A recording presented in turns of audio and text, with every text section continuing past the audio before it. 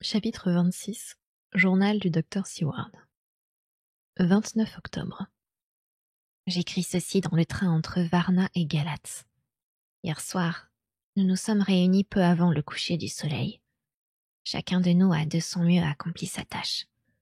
Si la réflexion, l'audace, l'occasion nous servent, nous sommes prêts et pour le voyage qui doit nous mener jusqu'au château même de Dracula et pour la tâche qui nous attend à Galatz.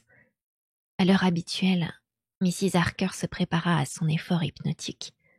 Van Helsing mit plus de temps et eut plus de peine cette fois à la faire entrer en transe. Elle se met généralement à parler dès le premier signe. Mais le professeur dut l'interroger, et de la façon la plus précise, avant d'apprendre quoi que ce fût. La réponse vint enfin. Je ne distingue rien. Nous sommes immobiles. Il n'y a pas de clapotis, mais un remous continuel et doux de l'eau contre la mare. J'entends des voix d'hommes qui appellent, de près, de loin, ainsi que le glissement, le grincement des rames sur les tolets. On tire quelque part un coup de feu. L'écho semble venir de très loin. Des pas résonnent sur ma tête. On traîne des cordes, des chaînes. Qu'est-ce donc? Voilà un rayon de lumière. Je sens sur moi un souffle de vent. Elle n'en dit pas plus.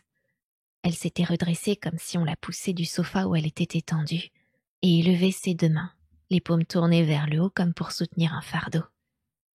Van Helsing et moi, nous nous regardâmes, car nous comprenions. Quincy levait également les sourcils en la regardant fixement, tandis que la main de Harker se crispait instinctivement sur la poignée de son coquerie. Il y eut une longue pause.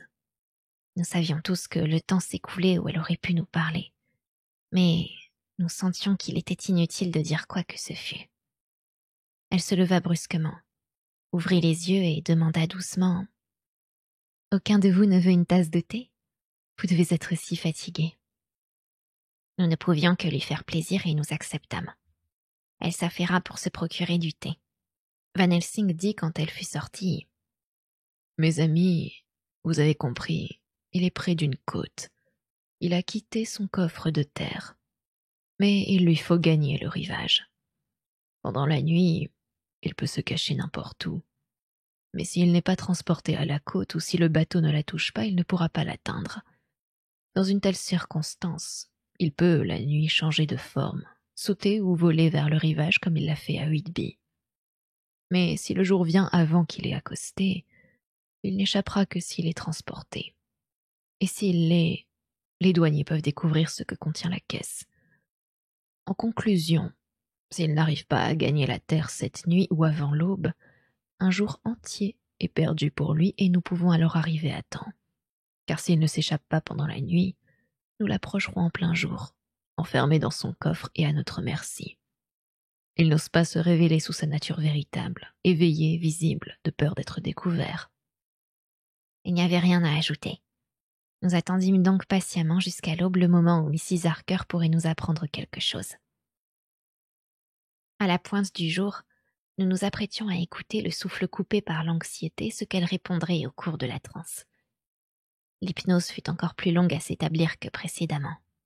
Et lorsqu'elle se produisit, si peu de minutes nous séparaient du plein lever du soleil que le désespoir nous prit. Van Helsing mettait toute son âme dans son effort. Elle répondit enfin, obéissant à sa volonté. Tout est obscur. J'entends le clapotis de l'eau à mon niveau et du bois qui craque sur du bois. Elle n'en dit pas plus, et un soleil rouge apparut. Il nous faut attendre jusqu'à ce soir. Et c'est ainsi que nous avançons vers Galatz dans une attente angoissée. Nous devons y arriver entre 2 et 3 heures du matin. Mais depuis Bucarest, nous avons 3 heures de retard, de sorte que nous n'arriverons sans doute que bien après le lever du soleil. 2 messages hypnotiques de Mrs. Harker pourraient donc encore nous parvenir. L'un d'eux, tous les deux peut-être, peuvent jeter quelque lumière sur les événements. Plus tard, encore un coucher de soleil qui, heureusement, est survenu en un moment où rien ne nous distrayait. S'il avait coïncidé avec un arrêt dans une gare, nous n'aurions pu nous assurer le calme et la solitude nécessaires. Mrs. Harker était encore moins disposée que le matin à se soumettre à l'hypnose. Je crains de voir son don de déchiffrer les sensations du comte disparaître juste au moment où nous en avons le plus besoin. Jusqu'à présent, elle s'est bornée au cours de la transe aux faits les plus simples, ce qui, en se prolongeant, pourrait finalement nous induire en erreur. Si je pouvais penser que le pouvoir du comte sur elle décline en même temps que son don de voyance, j'en serais heureux. Mais je doute que ce soit le cas. Lorsqu'elle parla enfin, ce fut en ces termes énigmatiques. Quelque chose disparaît. Je sens passer sur moi comme un vent glacial. J'entends au loin des bruits confus. On dirait des hommes qui parlent une langue étrangère, une cascade furieuse et des loups qui hurlent. Elle s'arrêta, secouée par un frisson qui s'accrut pendant quelques secondes jusqu'à ce qu'enfin elle trembla, comme frappée de paralysie. Elle ne répondit plus aux questions impérieuses du professeur. Au réveil, elle était glacée, épuisée, prostrée, mais maîtresse de son esprit. Elle ne se rappelait rien, mais elle voulut savoir ce qu'elle avait dit. Lorsqu'elle l'apprit, elle y réfléchit profondément, longtemps et en silence. 30 octobre, 7 heures du matin. Nous approchons à présent de Galatz et, plus tard, je manquerai peut-être de temps pour écrire. Nous avons tous guetté ce matin l'arrivée de l'aube. Sachant qu'il lui est chaque jour plus difficile d'obtenir l'hypnose, Van Helsing commença ses passes plus tôt que d'habitude.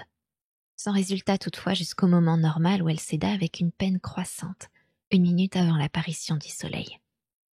Sans perdre de temps, le professeur lui posa des questions auxquelles elle répondit avec une égale promptitude. Tout est noir. J'entends le remous de l'eau au niveau de mon oreille et du bois qui craque sur du bois. Plus bas du bétail, loin. Il y a aussi un autre bruit bizarre. On dirait... Elle s'interrompit, très pâle et pâlissant de plus en plus. La suite, parlez, je vous l'ordonne, s'écria Van Helsing d'une voix déchirante.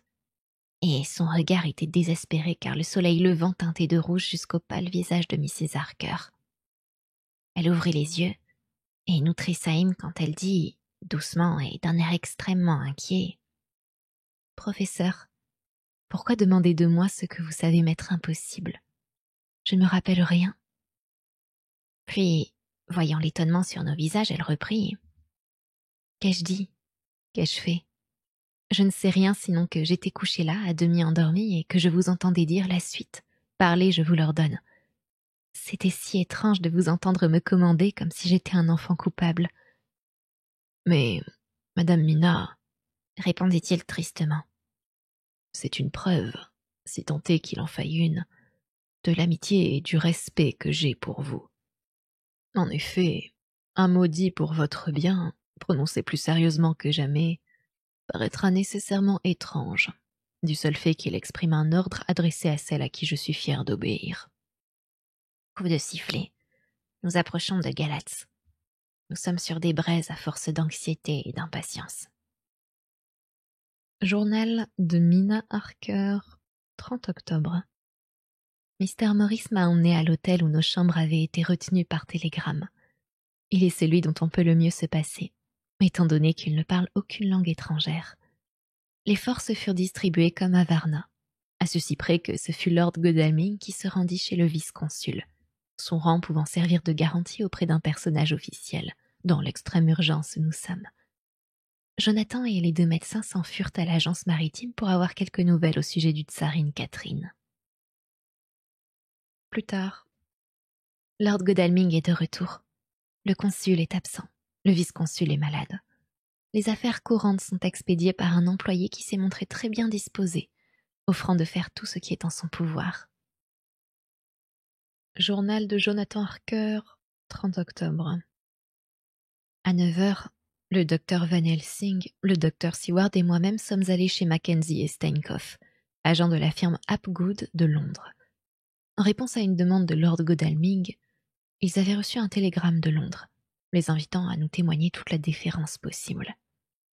Ils furent plus que courtois, plus qu'obligeants, et nous emmenèrent séance tenante à bord du tsarine Catherine qui était à l'ancre dans le port fluvial.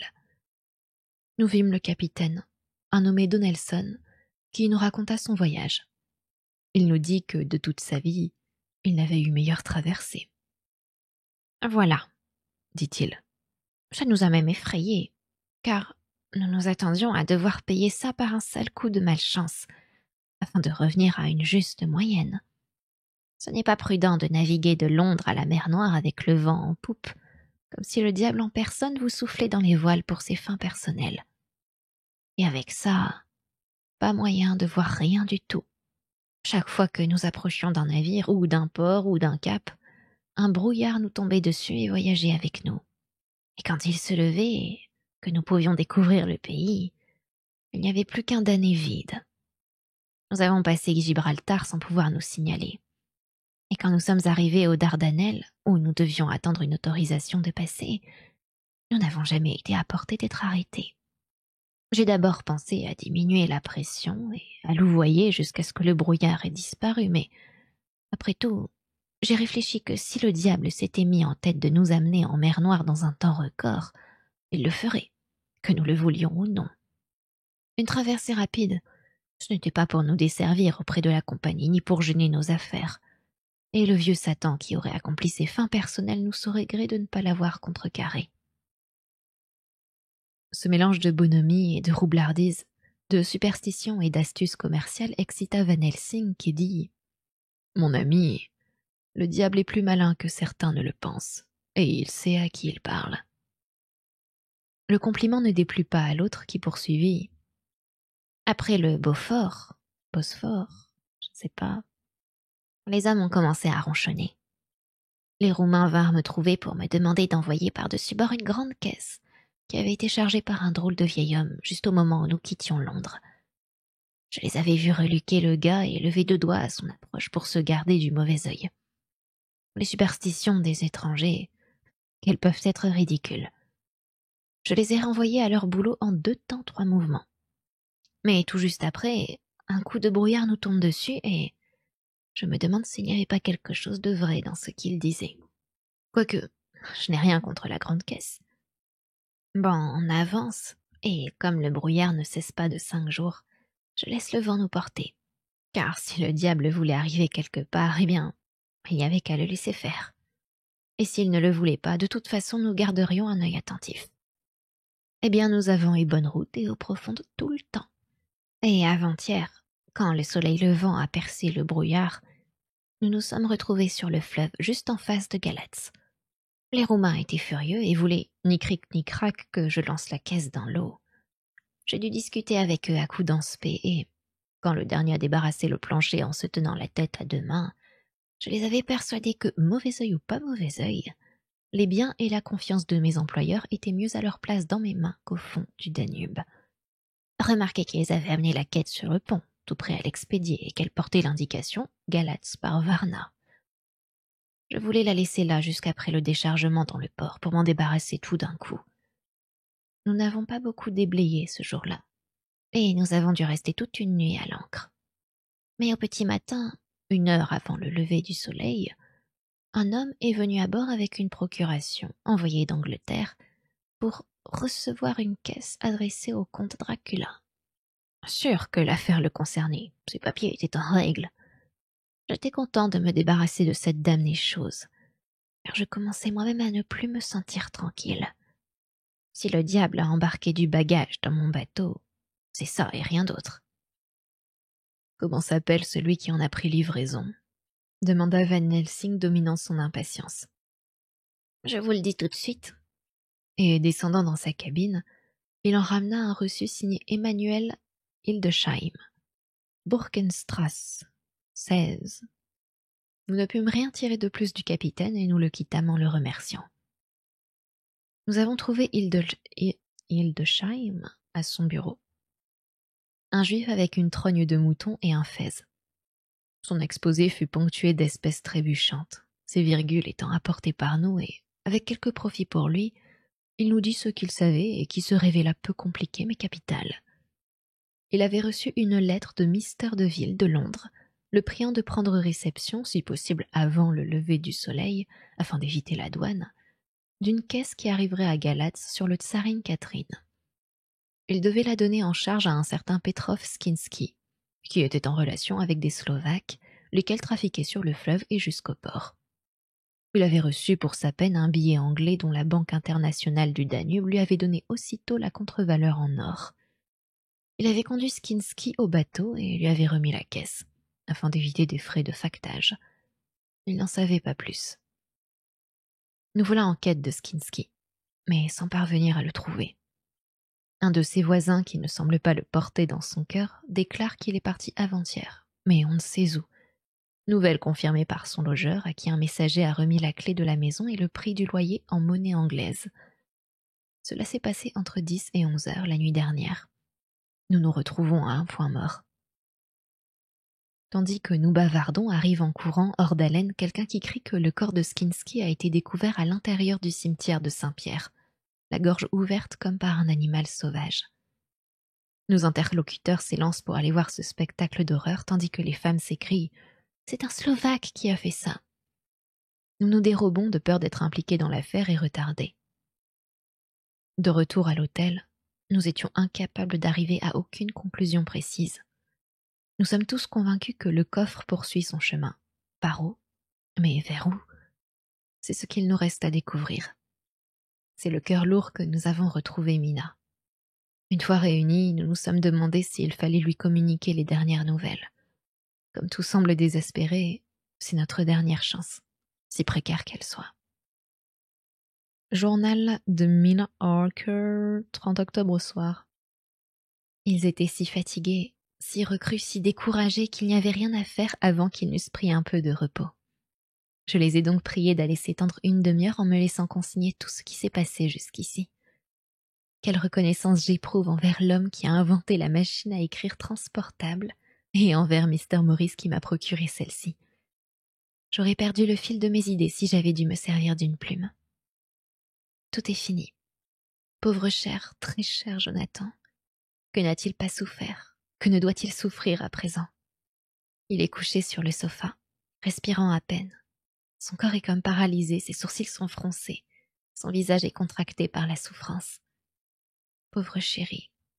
Il réfléchit peut-être. Sa figure m'apparaît toute ridée par son effort de concentration. Que je voudrais pouvoir lui être de quelque secours. Je ferai ce que je pourrai. À ma demande, le docteur Van Helsing m'a remis toutes les notes dont je n'avais pas encore pris connaissance. Pendant qu'il se repose, je veux les lire attentivement et peut-être arriver ici à quelques conclusions. J'essaierai de suivre l'exemple du professeur et de réfléchir sur les faits qui sont devant moi sans aucun préjugé. Je crois, avec l'aide de Dieu, avoir fait une découverte. Il me faut des cartes que j'examinerai soigneusement. Oui, je suis de plus en plus sûre que je ne me trompe pas. Ma nouvelle solution est prête. Je vais réunir mes amis et la leur dire. Ils en jugeront. Soyons précises. Chaque minute est précieuse. Aide-mémoire de Mina Harker insérée dans son journal. Point de départ pour l'enquête. Le problème pour le comte Dracula est de revenir chez lui. Il doit y être transporté par quelqu'un. Cela est évident car s'il avait le pouvoir de se déplacer à son gré, il pourrait le faire sous la forme d'un homme, ou d'un loup, ou d'une chauve-souris, ou autrement. Il redoute évidemment d'être découvert ou gêné, dans l'état vulnérable où il se trouve, enfermé dans son coffre entre le lever et le coucher du soleil. B. Comment peut-il être transporté? Procédons par élimination successive. Grand 1, par la route. Cela comporte d'infinies difficultés, surtout pour sortir des villes. Il y a les gens. Les gens sont curieux et cherchent à savoir. Un signe, un soupçon, un doute concernant le contenu du coffre et le voilà perdu. B. Il y a ou il peut y avoir des employés de la douane et de l'octroi à affronter. C. Ces poursuivants peuvent être sur ses traces. C'est là sa crainte majeure. Et c'est pour éviter de se trahir qu'il a écarté, dans la mesure où il l'a pu, même sa victime, moi. Grand 2. Par chemin de fer. Là, personne pour veiller sur le coffre qui risque d'être retardé. Et tout retard serait fatal avec des ennemis sur ses traces. Assurément, il pourrait échapper pendant la nuit, mais que deviendrait-il s'il était laissé dans un endroit inconnu, sans refuge où il puisse se dérober? Telle n'est pas son intention. Et ce n'est pas non plus un risque qu'il puisse accepter de courir. Grand 3, par eau. C'est le moyen le plus sûr, sous un rapport, et le plus dangereux sous un autre. Sur l'eau, il est sans pouvoir. excepté pendant la nuit. Et même alors, il ne peut faire surgir que du brouillard, des tempêtes, de la neige et ses loups. Et s'il y avait un naufrage, les eaux vivantes l'engloutiraient sans qu'il puisse rien faire, et il serait perdu. Il pourrait amener le vaisseau sur la côte, mais si le pays lui était hostile, et qu'il ne fût pas libre de s'y mouvoir, sa position encore une fois serait désespérée. S'il est sur un bateau, il nous faut à présent déterminer sur quelle eau ce bateau navigue. Notre premier objectif doit être de préciser ce qu'il a fait jusqu'à présent. Cela nous éclairera sur ce qu'il lui reste à faire. D'abord, considérons ses actes à Londres comme une partie de son plan d'ensemble, quand chaque minute comptait pour lui et qu'il devait tirer parti de tout. Ensuite, des faits que nous connaissons, essayons de déduire ce qu'il a fait ici. Pour commencer, il a évidemment voulu arriver à Galatz. L'ordre concernant Varna était pour nous dérouter si nous apprenions qu'il avait quitté l'Angleterre et cherchions à savoir pour quelle destination. Son but unique, immédiat, était de nous échapper. La preuve en est l'instruction incluse dans la lettre à Emmanuel Hildesheim de dégager la caisse et de l'enlever avant le lever du soleil, et aussi l'ordre donné à Petrov Skinski. Là, nous ne pouvons que deviner. Une lettre ou un message doit avoir existé puisque Skinski est allé de lui-même trouver Hildesheim. Jusque-là, ses plans ont réussi, nous le savons. Le tsarine Catherine a fait un voyage prodigieusement rapide, à tel point que le capitaine Donelson en a conçu des soupçons. Mais sa superstition jointe à sa roublardise ont fait le jeu du comte. Il a couru, vent en poupe à travers le brouillard et le reste, et il est arrivé à l'aveuglette à Galatz. Les dispositions du comte se sont prouvées efficaces. Hildesheim dégagea le coffre, l'emporta et le transmit à Skinski. Skinski s'en chargea. Et nous perdons ici la piste. S'il y avait une douane ou un octroi, on les a évités. Maintenant, demandons-nous ce que le comte a fait après son arrivée à terre à Galatz. La caisse a été remise à Skinski avant l'aube. Au lever du soleil, le comte pouvait apparaître sous sa forme véritable. Demandons-nous pourquoi Skinski fut choisi comme auxiliaire. D'après le journal de mon mari, Skinski est en relation avec les Slovaques qui trafiquent sur le fleuve en amont du port. Et la remarque que le meurtre est l'œuvre d'un Slovaque prouve ce que l'on pense généralement de ces gens. Le comte voulait qu'on ne l'approchât point. Voici ma conjecture. Le comte décida à Londres de rentrer dans son château par eau, cette voie étant la plus sûre et la plus secrète. Les tziganes l'en avaient fait sortir et l'avaient probablement donné en charge à des Slovaques qui avaient amené les caisses à Varna, d'où elles avaient été embarquées pour Londres. Le comte connaissait ainsi les personnes capables de lui organiser ce service. Lorsque le coffre fut à terre, il en sortit avant le lever ou après le coucher du soleil et donna ses instructions à Skinski pour que le chargement fût assuré d'une rivière à l'autre.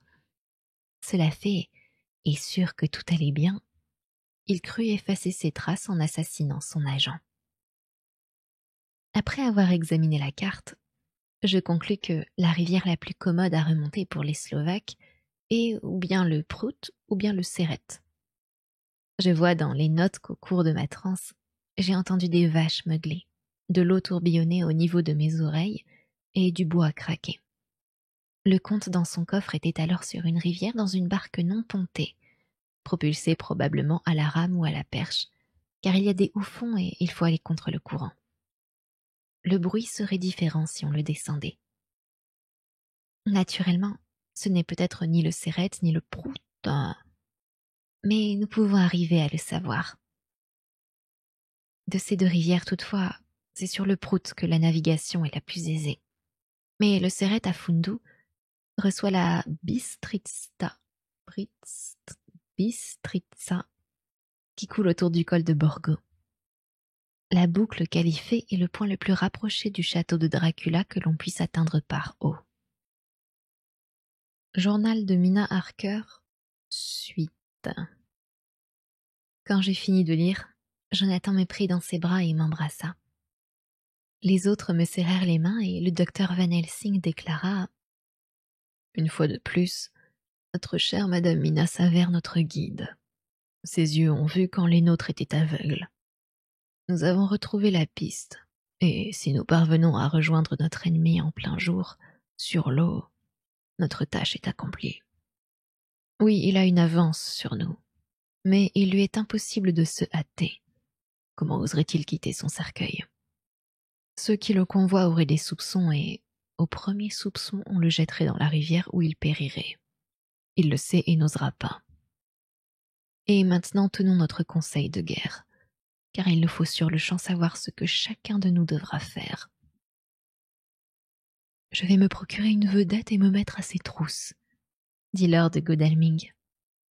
Et moi, des chevaux pour le suivre sur la rivière, s'il venait à accoster, annonça Mr. Morris.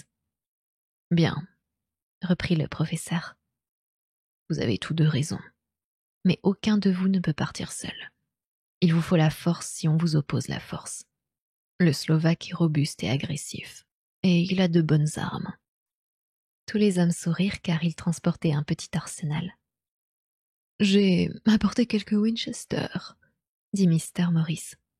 Ce sont des armes commodes en cas d'attaque en masse, et il y aura peut-être des loups.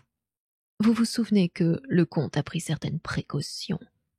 Il a formulé des exigences que Mrs. Harker n'a pu entendre ou comprendre complètement. Nous devons nous tenir prêts à toute éventualité. Je pense, intervint le docteur Seward, que je ferais mieux d'accompagner Quincy. Nous sommes habitués à chasser ensemble et, à deux bien armés, nous aurons raison de toute attaque. Et il ne faut pas non plus que vous soyez seul, Hart. Il faudra peut-être combattre les Slovaques et un mauvais coup, je n'imagine pas que ces gaillards aient des fusils, détruirait tous nos plans. Nous ne devons cette fois rien laisser au hasard.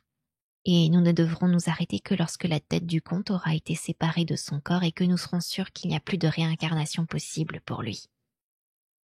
Il regardait Jonathan en parlant ainsi, et Jonathan me regardait, et je me rendais compte que mon pauvre chéri était tourmenté.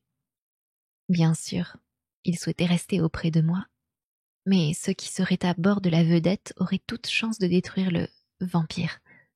Pourquoi j'hésitais à écrire le mot? Il se tut un moment et, pendant ce silence, le docteur Van Helsing parla. « Mon cher Jonathan, ceci, pour deux raisons, est votre lot. D'abord, vous êtes jeune et brave et capable de vous battre, et toutes nos énergies sont nécessaires pour le coup final. De plus, c'est à vous qu'il appartient de détruire cette chose qui vous a tant fait souffrir, vous et les vôtres. En ce qui concerne Madame Mina, n'ayez rien à craindre. Je prendrai soin d'elle autant que je le pourrai. Je suis vieux, mes jambes ne sont plus aussi rapides qu'autrefois. Je ne suis pas habitué à de longues chevauchées ni à me battre à main armée. Mais je suis capable de mourir s'il le faut aussi bien qu'un jeune homme. Que je vous dise maintenant ce que je souhaite. Vous, Lord Godalming et l'ami Jonathan, vous remonterez la rivière sur votre vedette rapide tandis que John et Quincy surveilleront la rive en cas de débarquement. Moi, pendant ce temps, j'emmènerai Madame Mina au cœur même du pays ennemi. Pendant que le vieux renard est lié dans sa caisse, flottant au gré du courant d'où il ne peut atteindre la terre, où il n'ose pas soulever le couvercle de son cercueil de peur que ses convoyeurs slovaques, dans leur épouvante, ne le fassent périr, nous allons suivre la route que suivit Jonathan, de Bistritz jusqu'à Borgo, et trouver notre chemin jusqu'au château de Dracula. Le pouvoir hypnotique de Madame Mina nous viendra sûrement en aide et nous trouverons notre chemin, qui, autrement, nous resterait obscur, inconnu, après le premier lever du soleil qui suivra notre arrivée à cet endroit fatal. Il y a gros à faire, et d'autres lieux à purifier, afin que ce nid de vipères soit effacé du monde. Jonathan l'interrompit fiévreusement. « Quoi, professeur Van Helsing, auriez-vous l'intention d'amener Mina dans son triste état et, touchée comme elle l'est par cette maladie du diable, jusqu'à la gueule de ce piège de la mort? Pour rien au monde, ni pour le ciel, ni pour l'enfer. » Il resta un instant sans voix, puis il reprit. « Savez-vous ce que c'est que cet endroit? Avez-vous vu ce repère d'infernale horreur, où même le clair de lune est peuplé de formes effrayantes, où chaque grain de poussière qui tourbillonne dans le vent est l'embryon d'un monstre dévorant? Avez-vous senti les lèvres du vampire sur votre gorge? Il se détourna vers moi et, comme son regard tombait sur mon front, il leva les bras au ciel avec un cri. Ah mon Dieu, qu'avons-nous fait pour être accablés par cette épouvante? Et il se laissa tomber sur le sofa, ne pouvant supporter sa souffrance davantage. La voix du professeur nous calma. Elle était douce, claire, vibrante. Mais, mon ami, si je souhaite me rendre à cet affreux endroit, c'est justement pour en sauver Madame Mina. L'amener dans le château, Dieu m'en préserve. Une besogne abominable doit y être accomplie que ses yeux ne verront pas. Nous autres hommes, tous sauf Jonathan, nous avons constaté ce qui reste à faire avant que ce lieu puisse être purifié. Remarquez que nous sommes terriblement acculés. Si le comte nous échappe cette fois-ci, et il est fort et intelligent et rusé, il peut décider de s'endormir pour 100 ans. Et alors notre très cher, il me prit la main, devrait, à son heure, venir lui tenir compagnie et deviendrait semblable à ces autres créatures que vous, Jonathan, vous avez vues. Vous nous avez décrit leurs lèvres avides. Vous avez entendu leur rire de ribote tandis qu'elles saisissaient le sac remuant de vie que le comte leur avait lancé. Vous frissonnez. Je comprends cela. Pardonnez-moi la peine que je vous fais. Elle était nécessaire, mon ami, n'est-elle pas cruelle, cette exigence? Pourtant, si besoin en est, je donnerai ma vie pour y répondre. Si quelqu'un doit se rendre en ce lieu pour y rester, c'est moi qui dois y aller, pour leur tenir compagnie. Faites comme vous voudrez, dit Jonathan avec un sanglot qui le secoua tout entier. Nous sommes dans les mains de Dieu. Plus tard, quel réconfort de voir au travail ces hommes si courageux. Une femme pourrait-elle ne pas aimer des hommes si sérieux, si sincères, si braves? Il me faut admirer aussi le pouvoir de l'argent. Que ne peut-il réaliser lorsqu'il est bien employé? Et quel mal il peut faire dans le cas opposé? Je suis si reconnaissante à Lord Godalming d'être riche, et à lui et à Mr. Morris, qui aussi a tant d'argent de le dépenser avec une telle largesse. S'il ne l'avait point fait, notre petite expédition n'aurait pas pu prendre le départ ni si rapidement ni si bien équipée. C'est pour dans 1 heure. Il n'y a pas 3 heures que les rôles ont été répartis entre nous. Et voici que Lord Godalming et Jonathan ont une jolie vedette à vapeur, prête à démarrer au premier signal. Le docteur Seward et Mr. Morris ont une demi-douzaine de beaux chevaux bien harnachés. Nous sommes pourvus de toutes les cartes et tous les instruments nécessaires. Le professeur Van Helsing et moi partons cette nuit à 11h40 pour Veresti, où nous nous procurerons une voiture pour gagner le col de Borgo. Nous emportons beaucoup d'argent liquide puisque nous devons acheter une voiture et des chevaux. Nous conduirons nous-mêmes, n'ayant personne à qui nous confier dans cette affaire. Le professeur connaît quantité de langage et tout ira bien de ce côté. Nous sommes tous armés. J'ai même un revolver de gros calibre. Jonathan n'a été tranquille qu'en me voyant armé comme les autres. Hélas, il est une arme que je ne puis porter comme les autres. La cicatrice de mon front m'en empêche. Le cher docteur Van Helsing me réconforte en me disant que celle que j'ai sera bien utile s'il y a des loups. Le temps devient d'heure en heure plus froid, et des averses de neige vont et viennent comme pour nous avertir. Plus tard, il m'a fallu tout mon courage pour dire adieu à mon bien-aimé. Nous ne sommes pas sûrs de jamais nous revoir. Mina, courage. Le professeur te regarde fixement comme pour te mettre en garde contre toute faiblesse. L'heure n'est pas aux larmes, à moins que Dieu n'autorise enfin des larmes de joie. Journal de Jonathan Harker, 30 octobre, pendant la nuit. J'écris ceci à la lumière que laisse passer la porte de la chaudière de la vedette. Lord Godalming active la chauffe. Il connaît la manœuvre pour avoir eu pendant des années une vedette à lui sur la Tamise et une autre sur les lacs du Norfolk. Après avoir étudié mes cartes, nous avons finalement adopté la conjecture de Mina. Si c'est une voie navigable qui doit ramener clandestinement le comte à son château, la seule possible est le Surrey, puis la Bistritza, à partir de son confluent. Nous avons admis que l'endroit le meilleur pour traverser le pays entre la rivière et les Carpates devait se trouver aux environs du 47e degré de latitude nord. Nous pouvons sans crainte forcer la vitesse pendant la nuit. L'eau est profonde, et la distance entre les bancs est suffisante pour qu'on puisse, même la nuit, pousser les feux. Lord Godalming me conseille de dormir un moment, car il suffit qu'un de nous veille.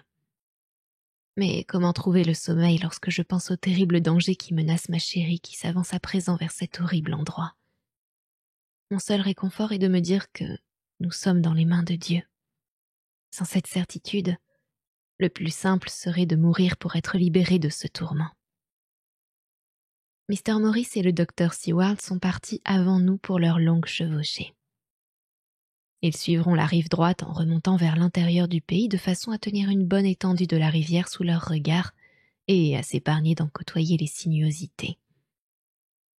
Ils ont 2 cavaliers qui conduisent leurs chevaux de rechange, 4 en tout pour les premières étapes afin de ne pas attirer l'attention. Lorsqu'ils renverront ces hommes, et ce sera bientôt, ils s'occuperont eux-mêmes des chevaux. Un moment peut venir où nous devrons nous joindre à eux et, ainsi, nous pourrons tous être montés.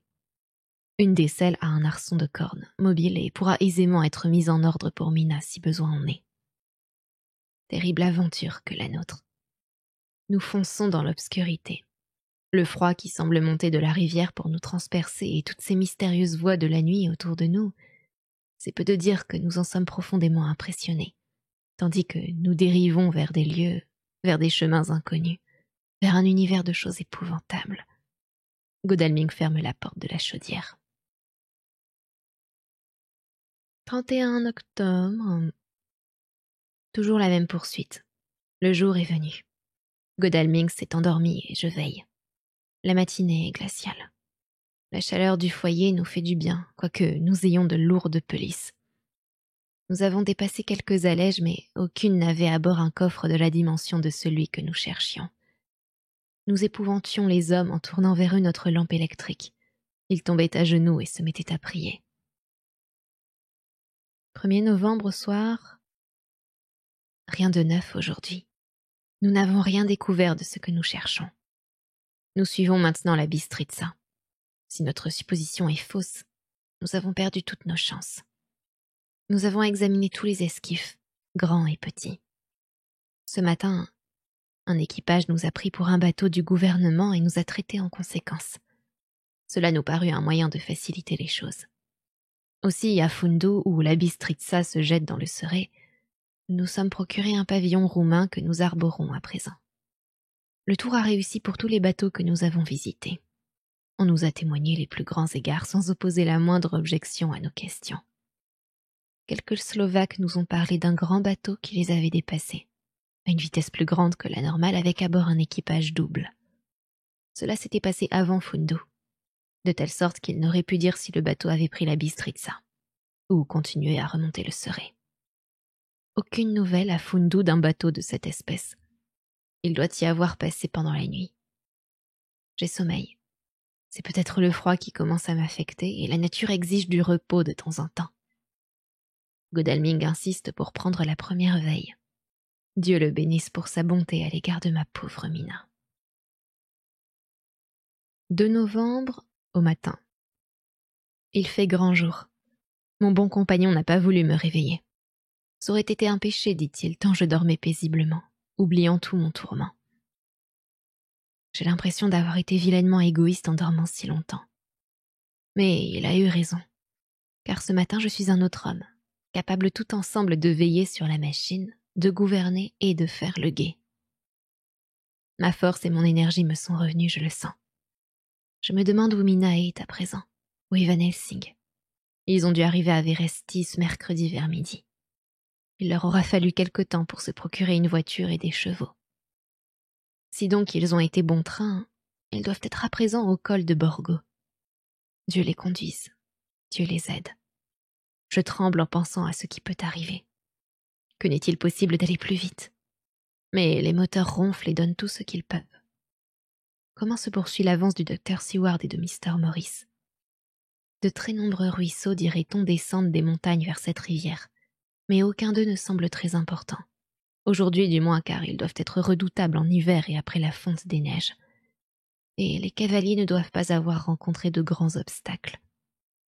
J'espère les retrouver avant d'arriver à Strasbourg. Car si à ce moment nous n'avons pas rejoint le comte, nous devrons en délibérer ensemble. Journal du docteur Seward, 2 novembre. 3 jours sur la route, sans nouvelles.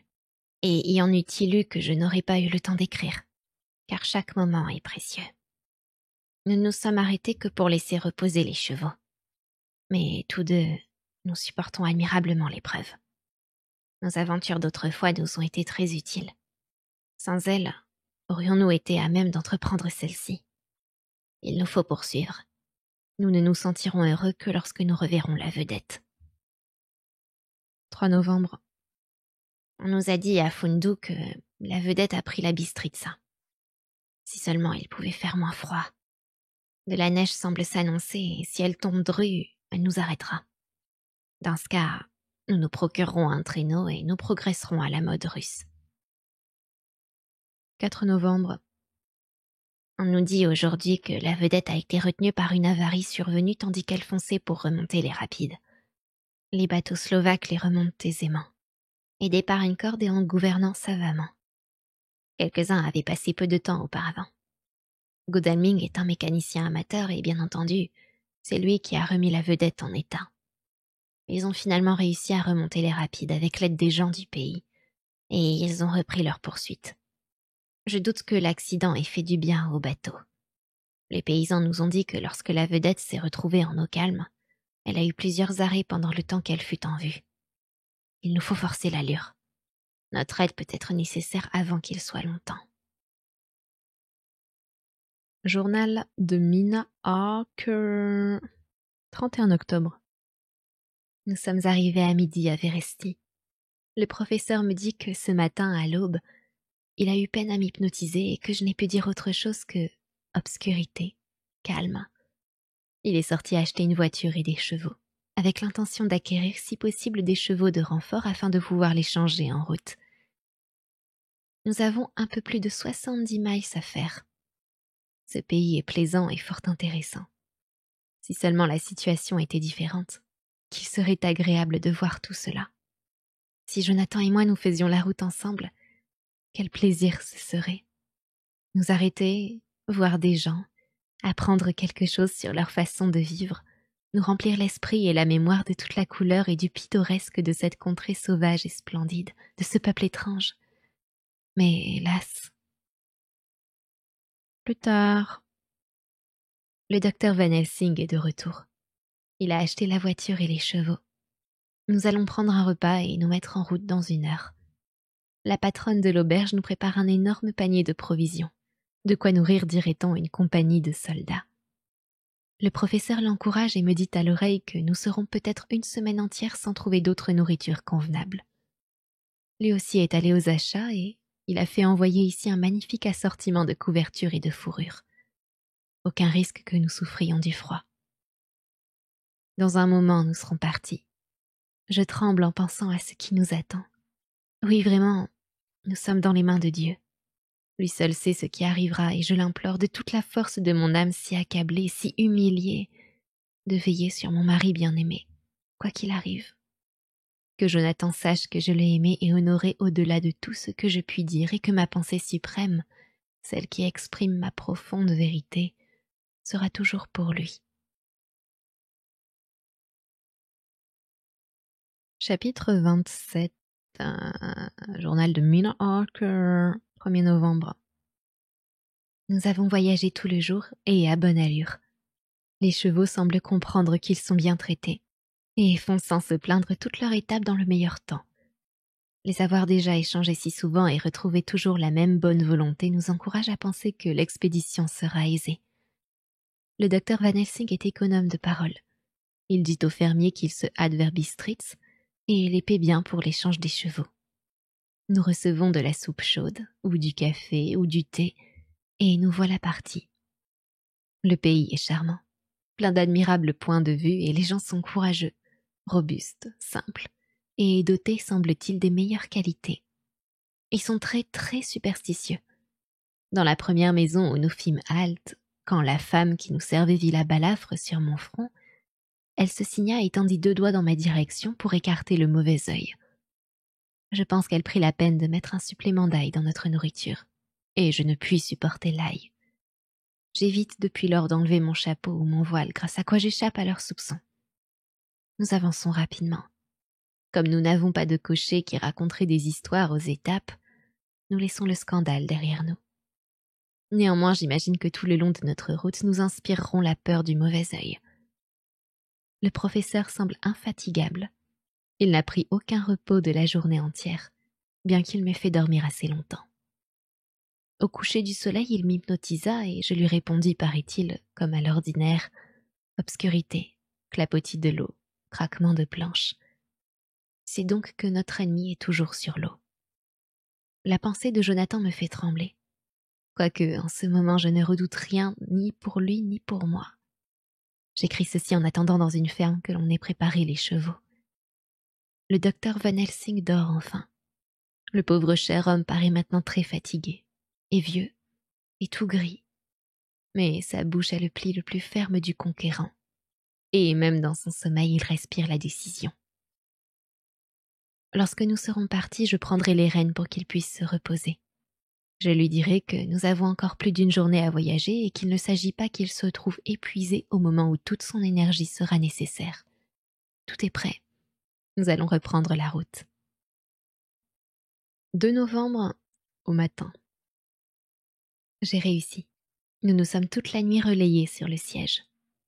Voici le jour, brillant mais froid. L'air est étrangement lourd. Je dis lourd faute de trouver un terme plus exact. Je veux dire que tous deux, nous nous sentons oppressés. Il fait très froid, et seules nos chaudes fourrures nous donnent du confort. À l'aube, Van Helsing m'a hypnotisé. Je lui répondis, dit-il, obscurité, craquement de planches et grondement d'eau. C'est donc que la rivière change d'aspect à mesure qu'ils en remontent le cours. J'espère que mon bien-aimé ne sera pas en danger, pas plus qu'il ne faudra. Mais nous sommes dans les mains du Seigneur. 2 novembre au soir. Avancée sans répit. Le paysage s'élargit. Les grands contreforts des Carpates qui, à Veresti, nous semblaient si éloignés et si bas sur l'horizon, font mine à présent de se rassembler autour de nous et de nous barrer la route. Nous semblons pleins d'optimisme. Chacun de nous, je crois, a fait effort pour réconforter l'autre, et par là même se réconforte lui-même. Le docteur Van Helsing dit que nous atteindrons le col de Borgo au lever du soleil. Il y a peu de chevaux dans cette contrée et le professeur est d'avis que les derniers que nous avons acquis devront nous accompagner jusqu'au bout, car nous ne pourrons pas nous en procurer d'autres. Il en a pris 2 en supplément, si bien que maintenant nous allons à grande guide. Ces chers chevaux, qu'ils sont bons et patients. Aucun trafic ne nous gêne, si bien qu'il m'est très facile de conduire. Nous arrivons au col au petit jour. Nous ne désirons pas que ce soit plus tôt. C'est pourquoi nous avons pu nous mettre à notre aise et nous reposer à tour de rôle. Que nous apportera la journée de demain? Nous approchons de l'endroit où mon pauvre chéri a tant souffert. Dieu nous accorde de trouver la bonne direction. Qu'il daigne veiller sur mon mari et sur tous ceux que nous aimons et qui courent un si terrible danger. Pour ce qui est de moi, je ne suis pas digne qu'il me regarde.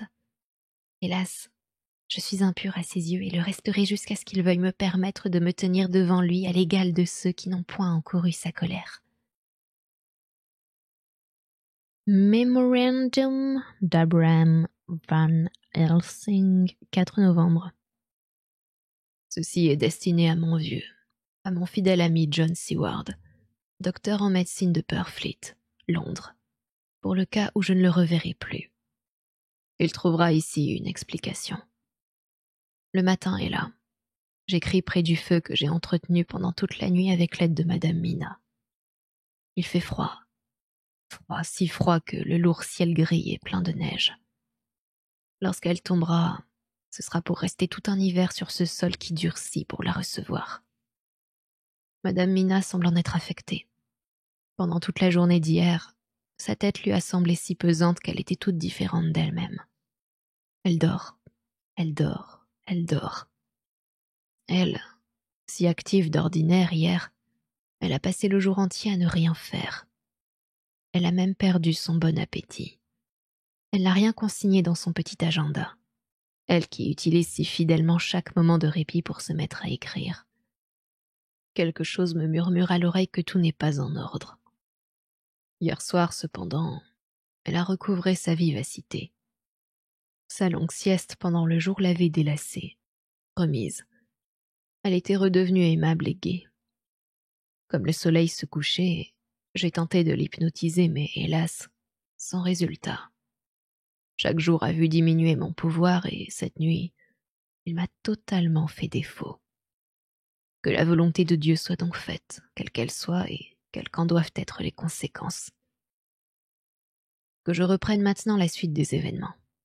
Madame Mina ayant interrompu sa sténographie, il faut que j'y supplée, si ennuyeuse, si démodée que soit ma méthode, afin que nulle de nos journées ne manque d'être rapportée. Nous arrivâmes au col de Borgo hier au matin au moment où le soleil se levait. Dès que je vis s'annoncer l'aurore, je me préparai à la séance d'hypnotisme. Nous arrêtâmes la voiture et nous descendîmes pour éviter d'être dérangés. Je fis un lit avec des fourrures. Madame Mina s'y étendit, prête comme de coutume pour le sommeil hypnotique. Mais celui-ci vint plus lentement. La réponse fut encore obscurité, eau tourbillonnante. Sur quoi elle se réveilla, gaie, rayonnante. Poursuivant notre chemin, nous eûmes rapidement passé le col. Alors l'ardeur de Madame Mina devint brûlante. Une puissance nouvelle la guidait manifestement car elle désigna une route et dit « Voilà le chemin. » « Comment le reconnaissez-vous ?»« Tout naturellement, » répondit-elle. Et après un silence, elle ajouta « Mon Jonathan n'y a-t-il point passé? N'a-t-il pas écrit la relation de son voyage ?» Cela me sembla d'abord étrange, mais je m'avisai bientôt qu'il n'existe qu'une seule route vicinale de cette espèce. Elle n'est que peu usitée, très différente de la voie charretière qui va de la Bucovine à Bistritza, qui est plus large, empierrée et beaucoup plus suivie. Nous descendîmes ce chemin. Quand nous en rencontrons d'autres, était-ce même des chemins? Nous n'en étions pas sûrs car ils sont mal entretenus et un peu de neige y est tombée. Les chevaux s'y retrouvent, et eux seuls. Je leur laisse la bride sur le cou et ils avancent patiemment. Nous reconnaissons peu à peu tout ce que Jonathan a consigné dans son admirable journal. Nous continuons d'avancer pendant des heures et des heures, interminablement. Au début, j'ai enjoint à Madame Mina de dormir. Elle a essayé et y est parvenue. Elle dormait tout le temps. C'est bien qu'à la fin, je me sentis venir une inquiétude et je tentai de la réveiller. Mais elle continua de dormir, quelque effort que je fisse. Je tins à éviter de la brusquer car je sais qu'elle a beaucoup souffert et qu'un somme de temps en temps ne peut que lui faire du bien. J'ai dû m'assoupir également car, soudain, je me sentis coupable, comme si j'avais fait je ne sais quoi. Je me retrouvai tout droit sur le siège, rêne en main et les bons chevaux allant leur train tout comme auparavant. Madame Mina dormait toujours. Le soleil n'était plus loin de son coucher. Il jetait sur la neige une large vague jaune et l'ombre que nous faisions était grande, longue, là où la montagne devient escarpée. Car nous ne cessions de monter, de monter. Ah, que tout est donc ici sauvage et rocheux, comme si nous étions au bout du monde. C'est à ce moment que je réveillai Madame Mina, cette fois sans grande difficulté. J'essayai alors de la replonger dans le sommeil hypnotique, mais elle ne s'endormit pas et se comporta comme si je n'existais pas. J'essayai encore et encore, et finalement nous nous trouvâmes, elle et moi, dans l'obscurité. Je m'aperçus que le soleil était couché. Madame Mina se mit à rire. Je me retournai et la regardai. Elle était à présent tout à fait réveillée, et je ne lui avais plus vu une aussi bonne mine depuis cette nuit où nous sommes entrés pour la première fois dans la maison du comte à Purfleet. J'en fus surpris, et en ressentis un certain malaise. Mais elle était si épanouie, si affectueuse, si pleine d'attention pour moi, que mon inquiétude se dissipa. J'allumai un feu, car nous avons avec nous une provision de bois. Elle prépara un repas tandis que je dételais ses chevaux et les attachai à l'abri en leur donnant à manger. Quand je revins vers le feu, notre dîner était prêt. Je voulus la servir, mais elle me dit en souriant qu'elle avait déjà mangé. Elle avait si faim qu'elle n'avait pu m'attendre. Je n'aimais pas cela, et de grands doutes me vinrent, dont je préférai ne rien dire de peur de l'alarmer. C'est elle qui me servit, et je dînai seul, après quoi nous nous enveloppâmes dans les fourrures pour nous étendre près du feu, et je l'invitai à dormir tandis que je veillerais. Mais voilà que j'oublie que j'ai à veiller, et lorsque brusquement je m'en souviens, je la regarde aussitôt. Je la vois paisiblement étendue, mais éveillée et fixant sur moi des yeux si brillants. La chose se reproduisit une fois, 2 fois. Aussi ai-je fait plus d'un somme quand le matin arrive.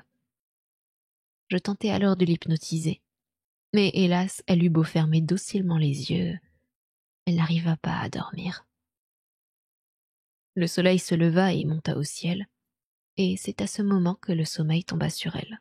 Trop tard, mais si lourdement qu'il n'y eut pas moyen de la réveiller et que je dus la soulever et la placer tout endormie dans la voiture, une fois les chevaux harnachés et prêts pour le départ. Madame Mina dort toujours et, dans son sommeil, elle paraît mieux portante, et elle a le teint plus coloré qu'auparavant. Cela ne me dit rien de bon. J'ai peur, j'ai peur, j'ai peur. J'ai peur de tout, même de penser. Mais il me faut aller jusqu'au bout. La partie que nous jouons a la vie ou la mort pour enjeu, et peut-être davantage. Nous ne pouvons reculer. 5 novembre, au matin. Il faut que je raconte chaque détail avec exactitude. Car bien que vous et moi nous ayons vu ensemble beaucoup de choses étranges, vous pourriez partir de l'idée que moi, Van Helsing, suis fou, que tant d'horreurs et une si longue tension nerveuse ont fini par déranger mon cerveau. Nous avons voyagé toute la journée d'hier, nous rapprochant des montagnes à travers un pays de plus en plus sauvage et désert. Il y a là de profonds, d'effrayants précipices, et beaucoup de cascades, comme si la nature venait parfois tenir là son carnaval. Madame Mina ne cessa de dormir. J'avais faim, cependant, et j'ai mangé, sans parvenir à la réveiller, même pour lui faire partager mon repas. Alors me vint la crainte que le charme fatal de l'endroit ne pesât sur elle, souillée comme elle l'est par ce baptême du vampire. Bien, me dis-je, s'il faut qu'elle dorme tout le jour, il faudra bien aussi que je me prive de sommeil pendant toute la nuit. Comme nous avancions sur une mauvaise route, une route construite grossièrement à l'ancienne mode, malgré moi je penchai la tête en avant et m'endormis. Quand je me réveillai avec à nouveau le sentiment de ma faute et du temps écoulé, ce fut pour trouver Madame Mina toujours endormie et le soleil très bas. Mais tout avait changé. Les redoutables montagnes paraissaient plus lointaines et nous étions près du sommet d'une colline escarpée, surmontée d'un château semblable à celui dont Jonathan parle dans son journal. La joie et l'angoisse me saisirent en même temps car maintenant, pour le meilleur et pour le pire, le dénouement est proche. J'éveillai Madame Mina et, une fois de plus, j'essayai de l'hypnotiser mais sans succès, hélas, sinon trop tard. Alors, avant que la grande obscurité ne tombât sur nous, car même après le coucher du soleil les cieux renvoyaient sur la neige les rayons de l'astre disparu, et un vaste clair-obscur régna pendant quelque temps, je dételai les chevaux et leur donnai à manger dans l'abri que je pus trouver. Puis j'allumai un feu, à côté duquel j'installai Madame Mina, bien réveillée à présent et plus charmante que jamais, confortablement assise parmi les couvertures. Je préparai un repas qu'elle refusa de prendre, disant simplement qu'elle n'avait pas faim. Je n'insistai pas, sachant que ce serait inutile. Pour moi, je mangeai, car j'avais à préparer mes forces à toute éventualité. Alors, rempli de terreur à la pensée de ce qui pouvait arriver, je traçai un cercle assez vaste pour qu'elle y fût à l'aise autour du point où Madame Mina était assise et sur le cercle, je répandis une hostie en la brisant en fines parcelles de façon que tout fût bien protégé. Pendant tout ce temps, elle resta assise, silencieuse, aussi immobile qu'une morte. Son visage devenait de plus en plus pâle, pâle comme la neige, et elle ne disait rien. Mais lorsque je m'approchai, elle s'accrocha à moi et je sentis que la pauvre âme était secouée de la tête aux pieds par un tremblement qui brisait le cœur. Je lui demandai enfin, lorsqu'elle se fut apaisée, « Ne voulez-vous pas vous approcher davantage du feu ?» En effet, je désirais voir de quoi elle était capable. Elle se leva docilement, mais au premier pas, elle s'arrêta et resta immobile comme si elle était enchaînée. « Pourquoi n'avancez-vous pas ?» insistai-je. Elle hocha la tête et, revenant à sa place, s'y rassit. Puis, me regardant avec des yeux dilatés comme un dormeur que l'on réveille, elle dit simplement « Je ne peux pas » et elle demeura muette. J'en fus heureux, car je savais que ce qu'elle ne pouvait pas, aucun de ceux que nous redoutions ne le pouvait davantage. Quelque danger que courût son corps, son âme était sauve. Mais les chevaux s'étaient mis à hennir en tirant sur leurs longes jusqu'à ce que j'aille tout près d'eux pour les rassurer. Lorsqu'ils sentirent mes mains sur eux, ils les léchèrent en hennissant tout bas en signe de satisfaction et ils restèrent tranquilles quelque temps. Je dus plusieurs fois venir les calmer au cours de la nuit, avant cette heure glaciale où le pouls de la nature bat le plus faiblement. Au moment le plus froid, le feu commença de mourir et je m'apprêtai à le ranimer, car la neige tombait à grands coups dans un brouillard glacé. Malgré l'obscurité, on y voyait un peu, comme c'est toujours le cas lorsqu'il y a de la neige. Les rafales de flocons et les tourbillons de brume prenaient la forme, semblait-il, de femmes aux vêtements traînants. Tout était mort, lugubre, silence. Les chevaux hennissaient en baissant la tête, comme s'ils redoutaient le pire. Je fus pris de terreur, d'une épouvantable terreur. Jusqu'au moment où je me rappelai la sécurité que me donnait le cercle qui m'entourait. Je me mis aussi à penser que mes fantasmes venaient de la nuit, de l'obscurité, de la fatigue que j'avais endurée et de ma terrible anxiété. Était-ce le souvenir de toutes les horreurs traversées par Jonathan qui me rendait fou? Oui, la neige et le brouillard tournaient maintenant en rond jusqu'à me faire apercevoir dans l'ombre ces femmes qui, disait-il, l'auraient embrassé. Les chevaux se blottissaient davantage et gémissaient de peur, comme des hommes qui souffrent. Mais l'égarement que donne la frayeur ne les décidait pas à s'échapper. Je craignais pour ma chère Madame Mina lorsque ces figures étranges se mirent à tourner plus près de nous, mais elle restait tranquillement assise et me souriait. Lorsque je voulus me diriger vers le feu pour l'alimenter, elle me retint et murmura d'une voix semblable à celle que l'on entend en rêve, tant elle était faible.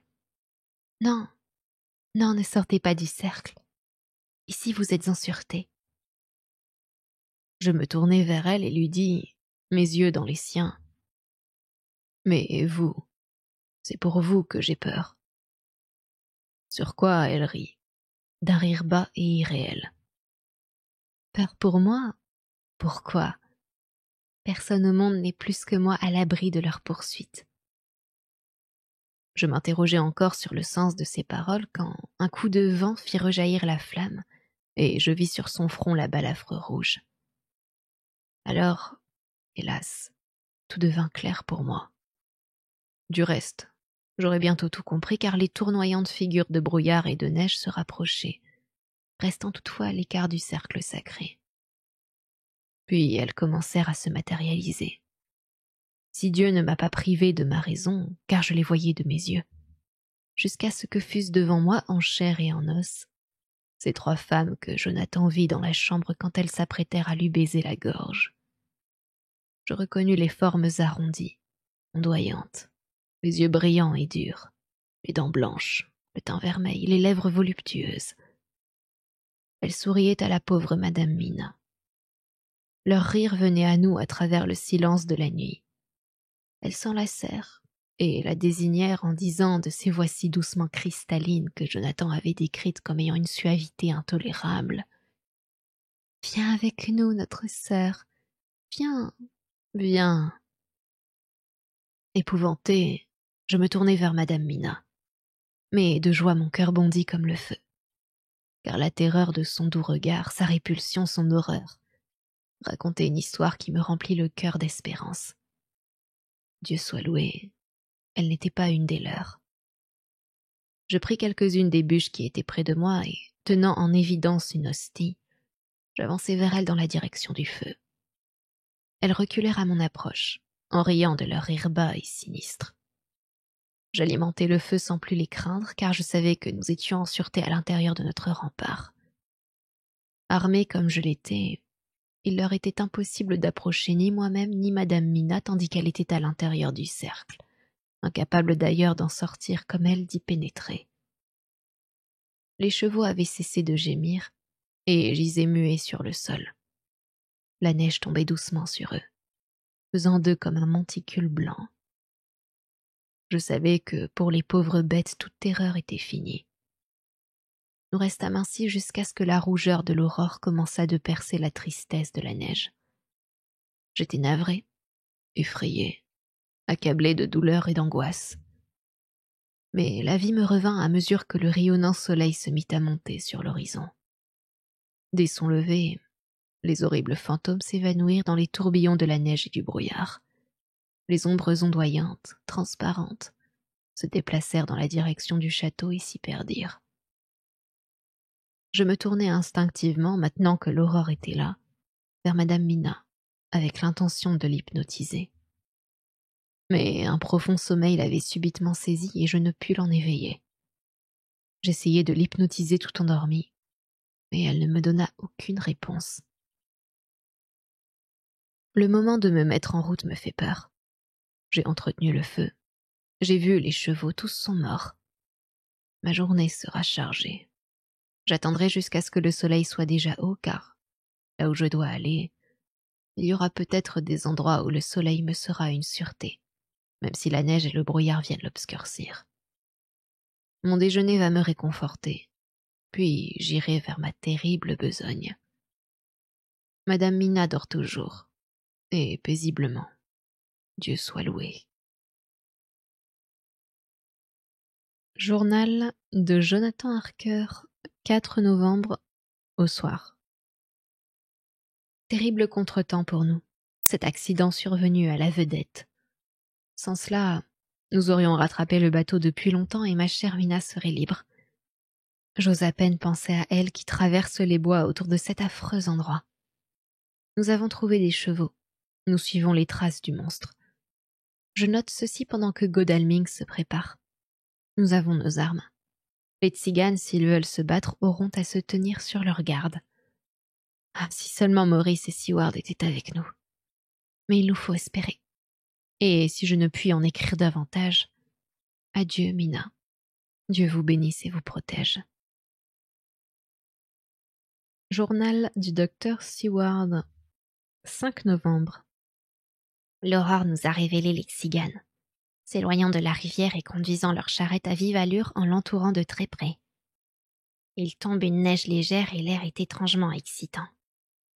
C'est peut-être tout subjectif, mais notre propre découragement a quelque chose de bizarre.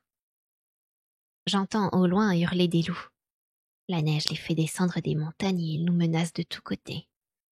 Les chevaux vont être prêts, et nous allons partir. Au bout de notre chevauchée, il y a la mort de quelqu'un. Dieu seul sait qui, où, quand et comment. Memorandum de Dr. Van Helsing, 5 novembre après-midi. Du moins suis-je sauf. Et j'en remercie Dieu en tout cas, bien que l'épreuve ait été terrible. Laissant Madame Mina endormie à l'intérieur du cercle sacré, je m'acheminai vers le château. J'avais pris à Veresti un marteau de forgeron et l'avais mis dans la voiture. Il me vint à point. Toutes les portes étaient ouvertes, mais je les arrachai à leurs gonds, rouilles, de peur que quelque mal intentionné ou quelque accident fâcheux les refermât et m'empêchât de ressortir. J'étais instruit par l'amère expérience de Jonathan. Les termes de son journal me revenaient à l'esprit pour me guider vers l'antique chapelle où je savais que ma tâche m'attendait. L'air était étouffant, comme traversé d'une fumée de soufre qui, par moments, me donnait le vertige. Était-ce mes oreilles qui bourdonnaient ou des loups qui hurlaient au loin? La pensée de ma chère Madame Mina me mit alors dans une détresse indicible. J'étais tenue par la tenaille du dilemme. Je n'avais pas osé l'amener ici. Je l'avais laissé à l'abri du vampire dans le cercle sacré.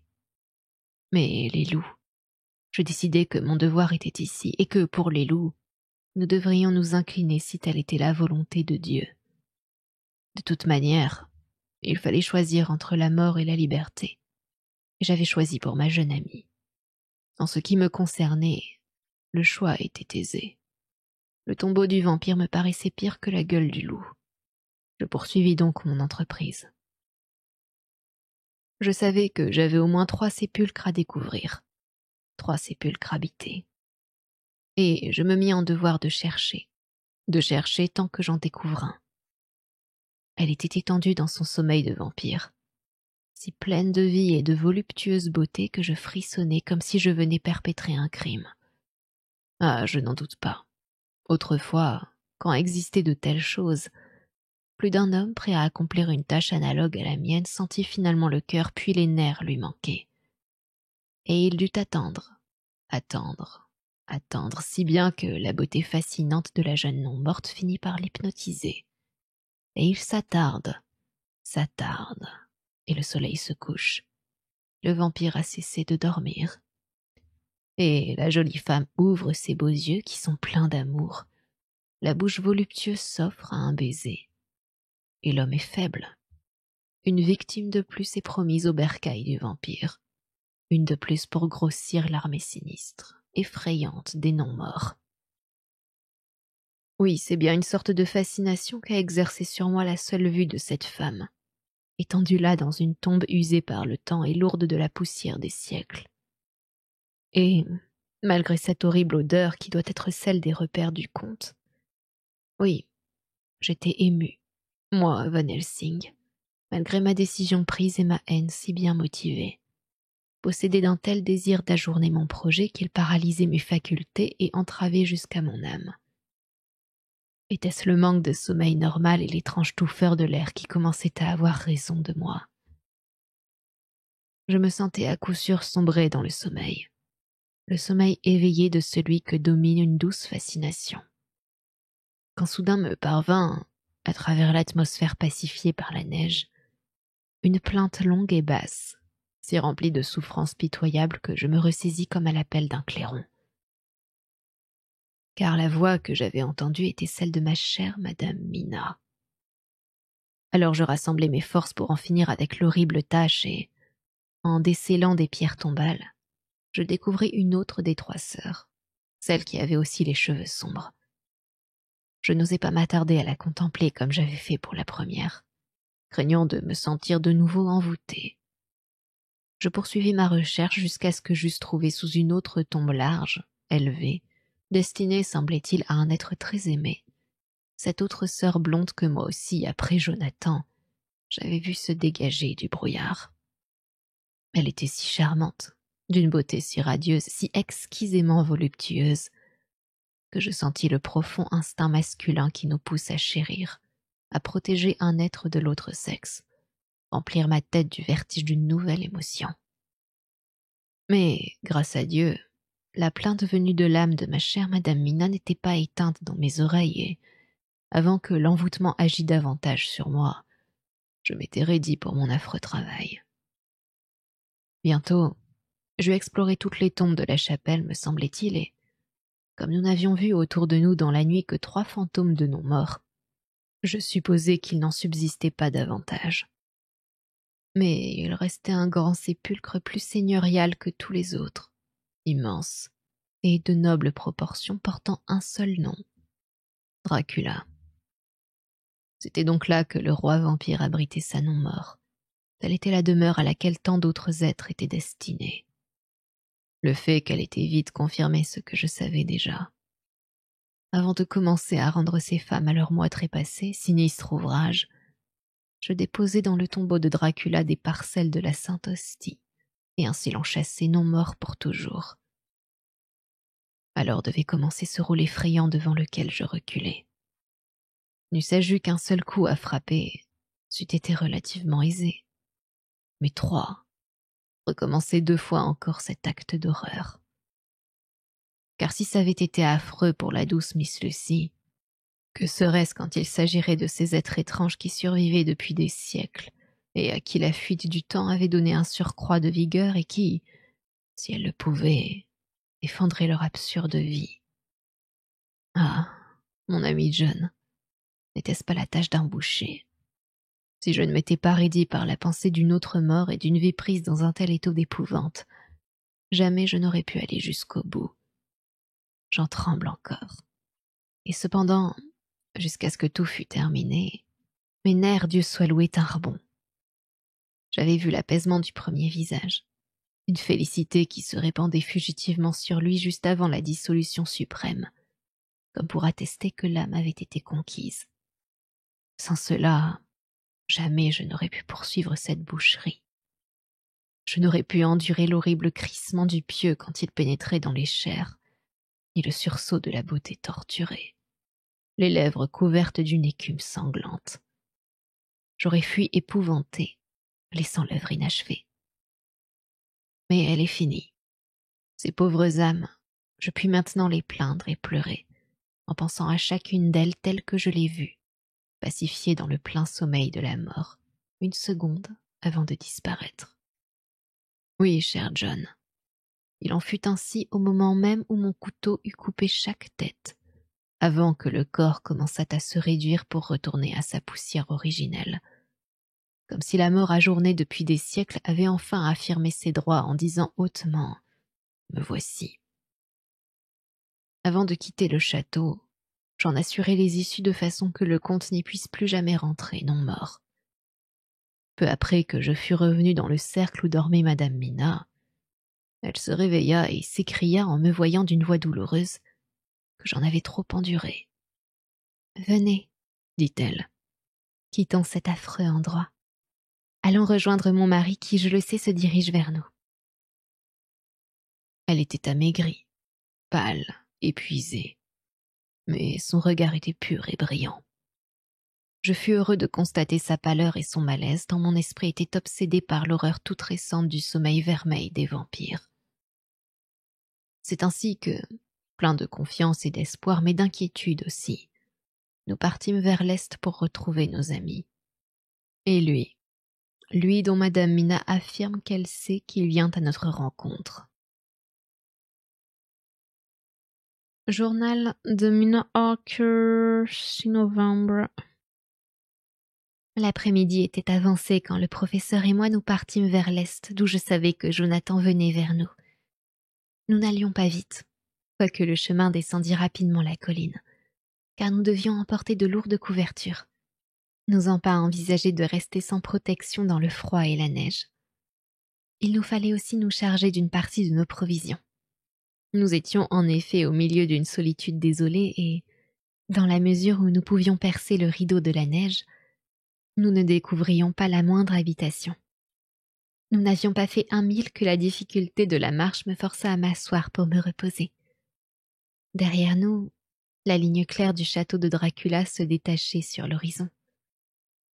Nous étions si bien descendus de la colline qui le supporte qu'il semblait dominer de beaucoup les Carpates. Nous le découvrions dans toute sa grandeur, perché à 1000 pieds sur le sommet d'un pic et, semblait-il, un abîme s'étendait entre lui et l'escarpement de la montagne voisine. L'endroit avait quelque chose de sauvage, d'insensé. Nous entendions le lointain hurlement des loups. Ils étaient encore à bonne distance, mais leurs cris, bien qu'étouffés par la neige tombante, étaient pleins de terreur.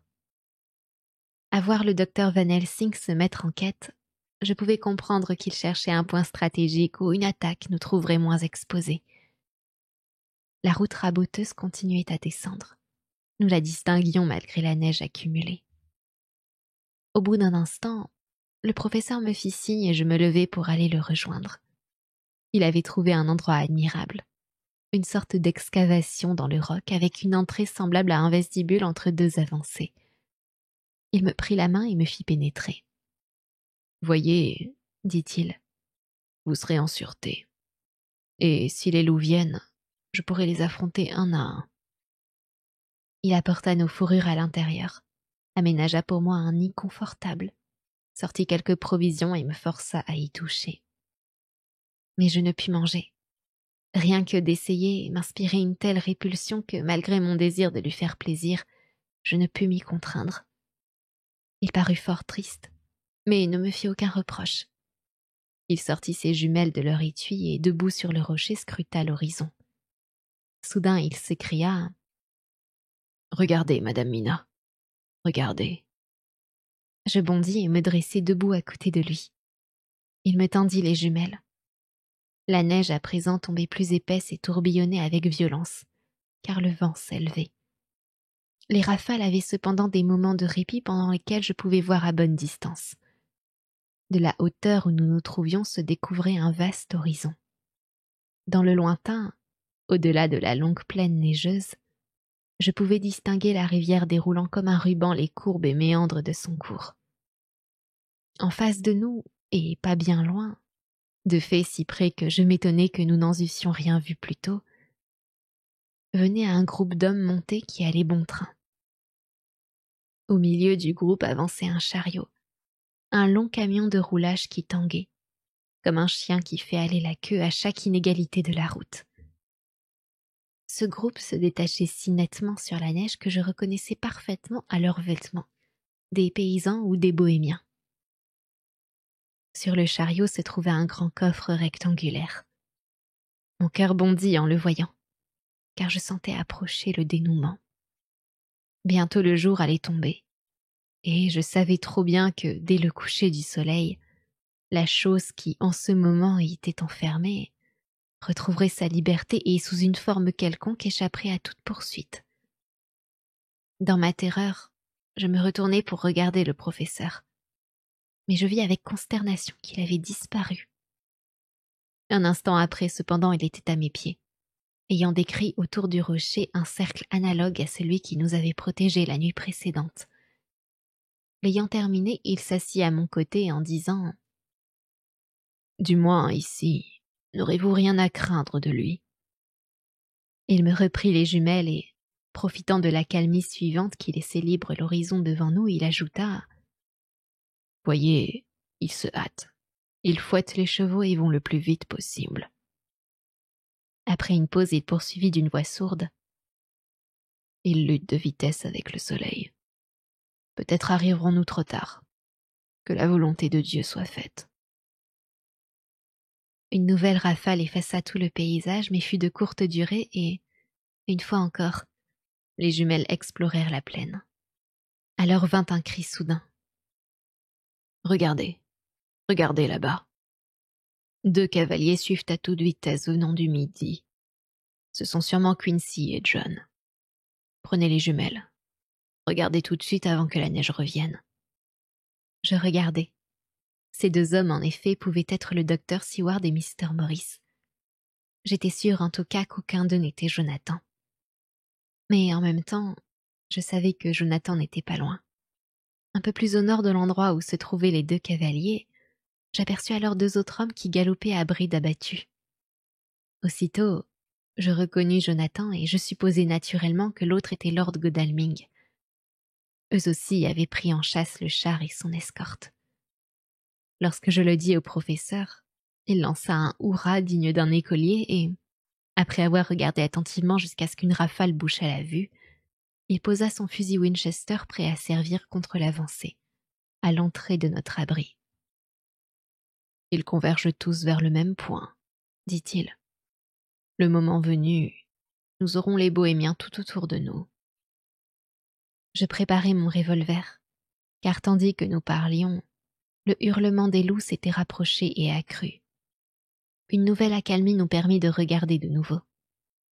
Étrange spectacle que celui de ces lourds flocons tombant si près de nous tandis que le soleil au loin gagnait en éclat en descendant derrière les lointains sommets. En balayant l'horizon avec les jumelles, je distinguais çà et là des points noirs qui se déplaçaient, par groupes de 2, 3 ou davantage. Les loups se rassemblaient pour la curer. Chaque minute de notre attente nous semblait un siècle. Le vent soufflait maintenant par rafales violentes, chassant furieusement la neige et l'accumulant autour de nous en bancs circulaires. Parfois, nous ne distinguions plus notre bras étendu. Mais parfois aussi, quand le vent balayait nos environs en grondant sourdement, il clarifiait l'espace au point de nous laisser découvrir les lointains. Depuis si longtemps, nous étions habitués à surveiller le coucher et le lever du soleil, que nous en savions le moment à 1 seconde près. Et nous savions que dans peu de temps, il allait disparaître. Sans nos montres, nous n'aurions jamais cru qu'il s'était passé moins d'1 heure depuis que nous étions là à guetter dans notre abri rocheux les 3 groupes qui s'avançaient dans notre direction. Le vent avait redoublé, venant plus constamment du nord. Il semblait avoir écarté de nous la neige qui ne tombait plus si ce n'est par brèves rafales. Nous distinguions maintenant nettement les membres de chaque groupe, les poursuivis et les poursuivants. Les premiers semblaient ne pas s'apercevoir qu'on leur donnait la chasse, ou du moins ne s'en point soucier. Et cependant ils forçaient l'allure tandis que le soleil descendait vers les crêtes. Tandis qu'ils se rapprochaient, le professeur et moi nous tenions blottis derrière notre rocher, nos armes prêtes. Il était visiblement décidé à ne pas les laisser passer. Aucun d'eux ne semblait soupçonner notre présence. 2 voix brusquement crièrent « halte ». L'une était celle de mon Jonathan, rendue aiguë par l'émotion. L'autre, celle de Mr. Morris, avait lancé cet ordre avec une calme résolution. Même sans comprendre les paroles, les bohémiens ne pouvaient se méprendre sur le ton, en quelque langue que ce fût.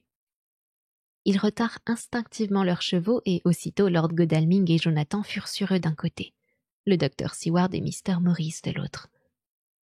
Le chef des Tziganes, un splendide garçon qui sur son cheval semblait un centaure, leur fit signe de reculer et avec colère, jeta à ses compagnons l'ordre d'avancer. Ils lâchèrent la bride à leurs chevaux qui firent un bond en avant. Mais les 4 hommes braquèrent leurs fusils et leur commandèrent de s'arrêter, de façon telle qu'ils ne pouvaient se méprendre. Au même moment, le docteur Van Helsing et moi nous sortîmes de derrière le rocher, nos armes dirigées vers eux. Se voyant encerclés, ils serrèrent les brides et s'arrêtèrent. Leur chef se tourna vers eux et leur dit un mot, sur quoi chacun prit son arme, couteau ou pistolet, et se tint prêt à l'attaque. Le tout se dénoua en quelques minutes. Le chef, d'un mouvement rapide, dégagea son cheval et l'amena en tête et, montrant le soleil, maintenant tout près des cimes, et puis le château, dit quelque chose que je ne pus comprendre. En réponse, chacun de nos 4 alliés sauta de son cheval et s'élança vers le chariot. La vue de Jonathan dans un tel danger aurait dû me faire trembler, mais l'ardeur de la bataille me possédait aussi bien que les autres. Je n'éprouvais aucune crainte, seulement un désir sauvage, passionné d'agir. Devant nos mouvements rapides, le chef des bohémiens donna un nouvel ordre. Ils se groupèrent aussitôt autour du char en une sorte d'entreprise désordonnée, se bousculant dans leur ardeur à exécuter son ordre. Au milieu de cette mêlée, je voyais Jonathan d'un côté, Quincy de l'autre, se frayer un chemin vers le char. Il leur fallait à tout prix terminer leur tâche avant le coucher du soleil. Rien ne semblait capable de les arrêter ni même de les gêner. Ces armes braquées, l'éclat des couteaux, les hurlements des loups, ils ne semblaient pas même s'en aviser. L'impétuosité de Jonathan et sa volonté visiblement irréductible parurent intimider ceux qui lui tenaient tête. Ils cédèrent instinctivement et lui livrèrent passage. 1 seconde lui suffit pour bondir sur le char, pour saisir avec une vigueur incroyable le grand coffre et le lancer par-dessus bord sur le sol. En même temps, Mr. Morris avait forcé le passage de son côté. Pendant que, le souffle coupé, je suivais Jonathan du regard, j'avais vu Mr. Morris pousser désespérément son avance. Les couteaux des Tziganes l'entouraient d'éclairs tandis qu'il se frayait un passage et lui infligeait des coups qu'il parait avec son couteau de chasse. Je crus d'abord que lui aussi était en sûreté. Mais lorsqu'il s'élança vers Jonathan, qui avait sauté du char, je vis sa main gauche se crisper sur son flanc et le sang jaillir entre ses doigts. Malgré cela, il continua. Et lorsque Jonathan, avec l'énergie du désespoir, attaqua un côté du coffre pour en déclouer le couvercle avec son grand couteau coukri, il s'en prit rageusement à l'autre avec son coutelas. Sous l'effort des 2 hommes, le couvercle céda peu à peu. les clous s'arrachèrent avec un brusque gémissement et ce qui fermait le coffre fut lancé à terre. Se voyant menacés par les fusils et à la merci de Lord Godalming et du docteur Seward, les bohémiens avaient renoncé à toute résistance. Le soleil était très bas et les ombres sur la neige étaient longues. Je vis le comte étendu dans le coffre, sur le sol. Des parcelles de bois avaient volé sur le corps lorsque la caisse avait été lancée à bas du char. Le comte était mortellement pâle, semblable à une image de cire. Ses yeux rouges avaient l'affreux regard vindicatif que je ne connaissais que trop bien. Comme je le regardais, ses yeux aperçurent le soleil déclinant et son regard haineux eut une lueur de triomphe.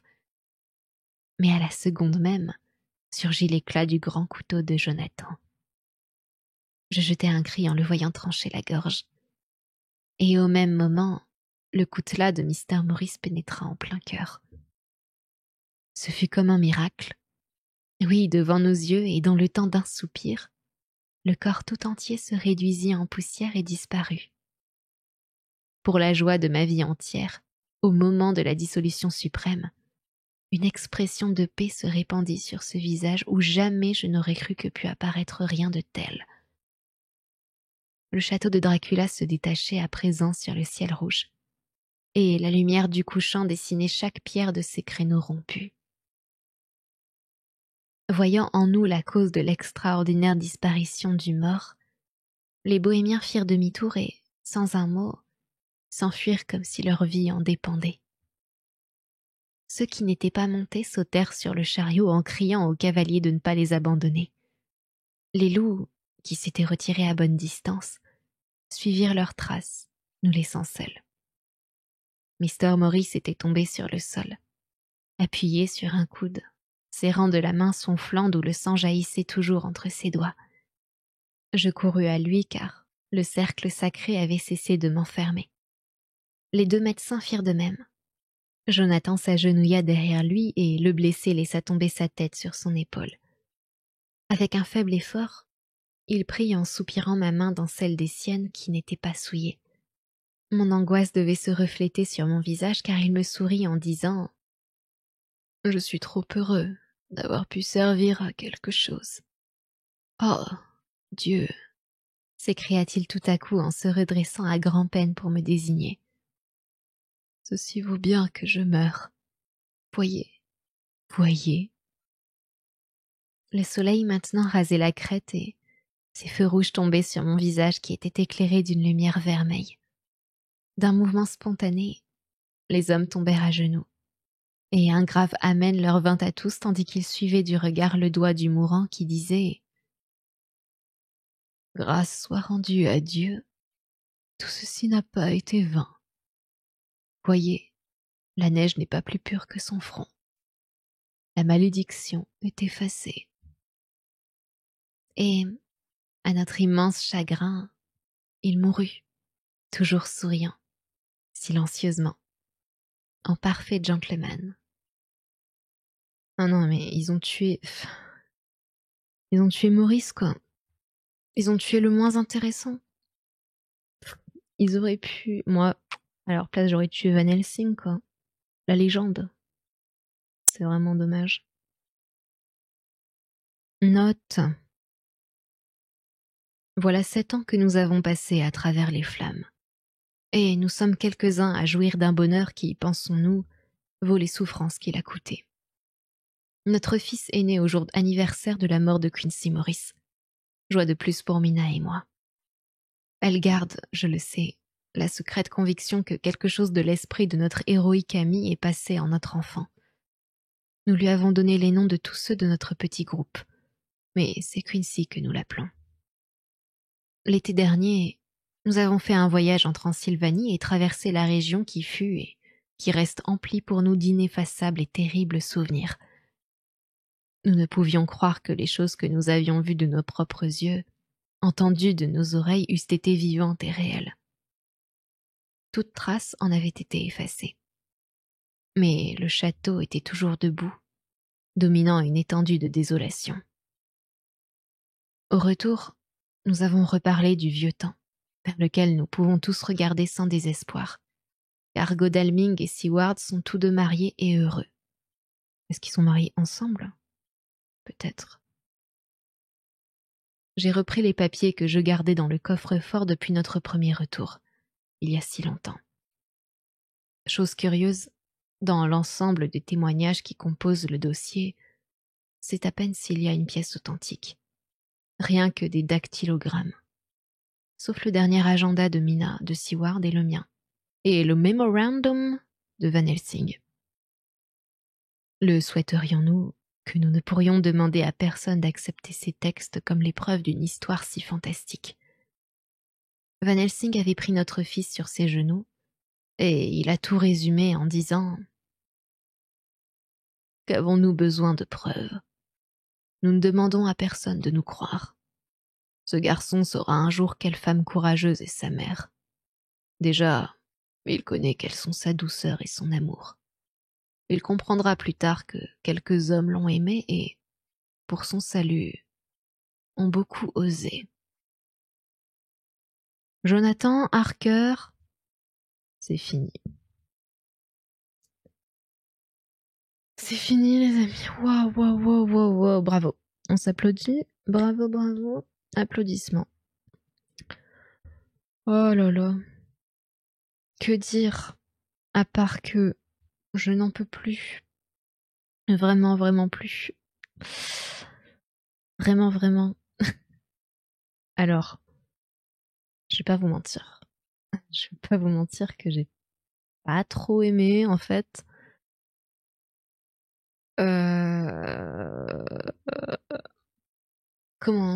Pourquoi j'ai pas trop aimé? C'était déjà c'était bien long, quand même. Genre beaucoup trop long. Enfin, à la fin, mais là, quand ils faisaient leur cache-cache avec Dracula, je n'en pouvais plus. C'était, voilà, j'ai compris. Vous le cherchez, puis il est dans son coffre, et il est dans l'eau, et vous le cherchez, et il hypnotise Mina, et Mina, elle dit toujours la même chose. Bah, c'est bon. Alors que la fin, là, leur petit combat à la fin, rushé comme ça allait super vite. Bref, je sais pas, petit problème de rythme, à mon goût, bien sûr. Bien sûr. Et les phrases, oh les phrases, excusez-moi, les phrases qui sont beaucoup trop longues également. J'étais à bout de souffle la moitié du temps, encore une fois. Voilà, mais ça c'est en lisant à voix haute aussi, mais enfin je sais pas. Je trouvais qu'elle était quand même très longue et un peu répétitive, genre le rythme même des phrases, il était tout le temps un peu pareil. Ce qui fait que, voilà, je m'emmerdais un petit peu. Et du coup, je lisais vite. J'essayais de lire vite. Mais je sais pas si... Enfin, moi, j'avais l'impression de lire vite. Après, je sais pas si à l'écoute, on a l'impression que je lis les phrases rapidement. Bref, j'ai essayé de lire vite, mais c'était quand même très long. Voilà. Après, en vrai, enfin, j'ai pas trop aimé, mais c'était quand même intéressant à lire. Et en vrai, je pensais pas que ce serait sous cette forme-là, en mode ça allait être des journaux et des lettres et tout. Je pensais que ça allait vraiment être un roman basique, quoi. Mais du coup, ça, c'était en vrai une bonne surprise, même si,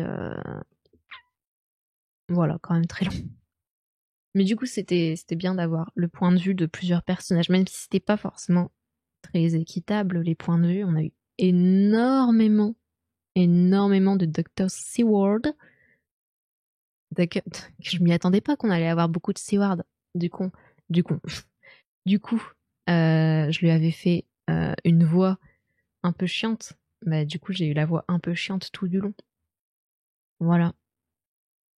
D'ailleurs, autre voix chiante que j'ai fait, c'est évidemment celle de Van Helsing, que je n'aurais absolument pas dû faire comme ça, parce que le gars parle, il fait des monologues super longs, ça me détruisait. Donc, voilà, à ne pas refaire. La voix de Van Helsing à éviter, quoi, pour des personnages récurrents. Voilà. Qu'est-ce qu'on a d'autre à dire? Bon, la fin. Donc la fin, oui, comme j'ai dit. Pourquoi c'est Quincy qui est mort? Pourquoi c'est pas Van Helsing qui est mort? Alors que il a fait un mémorandum, je sais pas quoi là. Voilà, c'est lui qui aurait dû mourir. Excusez-moi. Pour le drama. Là, Quincy, mais tout le monde s'en fout qu'il est mort. Alors que si c'était Van Helsing, non, on aurait été triste, mais là, personne n'est triste.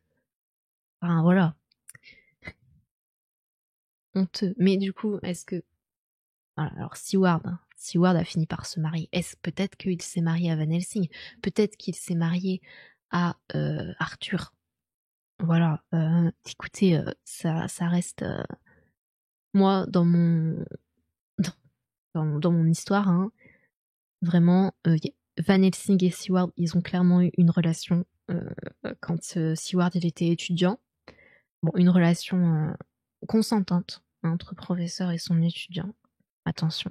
Et là, Arthur et Seward, ils se sont un peu rapprochés là après. Lui, il a perdu Lucy. Ils ont tous les deux perdu Lucy finalement. Du coup, ils se sont rapprochés comme ça et voilà, mariage.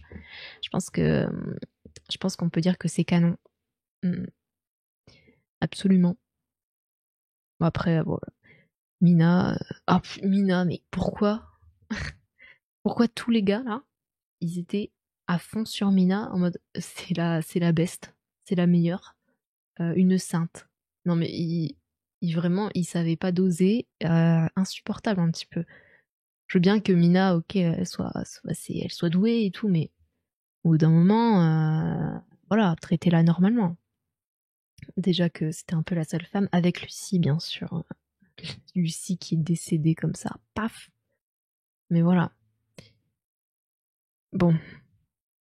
En tout cas, c'est fini. Ça fait du bien. Parce que on n'en pouvait plus. Je pense que personne n'en pouvait plus. Ah oui, aussi. Je m'excuse. Mais ça, c'est mon problème. Hein. Les noms de villes, de fleuves, de tout ce que tu veux, je ne sais pas les prononcer. Si j'ai écorché vos oreilles, j'en suis navrée. Mais voilà, c'est toujours compliqué. Les noms, les prénoms. Très dur. Très dur, très dur. Voilà. Hop.